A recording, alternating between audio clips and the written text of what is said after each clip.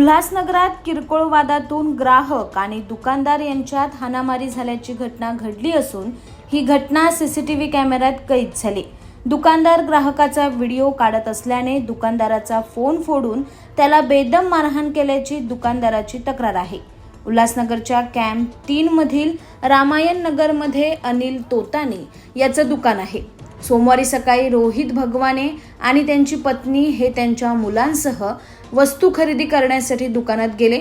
रोहित याने खरेदी केलेल्या वस्तूचा भाव न पटल्याने हा वाद झाला आणि या वादाचं रूपांतर हाणामारीत झालं। या हाणामारीत दुकान मालक अनिल यांच्या डोक्यात वीट मारल्याने गंभीर दुखापत झाली आहे। तसेच या हाणामारीत अनिल हा मोबाईलमध्ये शूटिंग करत असल्याने त्याचा 40,000 रुपये किमतीचा फोन रोहित याने तोडला, तर मध्यस्थी करण्यासाठी आलेल्या वडिलांनाही मारहाण केल्याचं अनिलने सांगितले।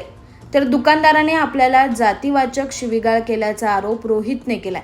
या प्रकरणी मध्यवर्ती पोलीस ठाण्यात परस्पर विरोधी गुन्हे दाखल करण्यात आले आहेत। Bureau report, AB fast news, Ulhasnagar.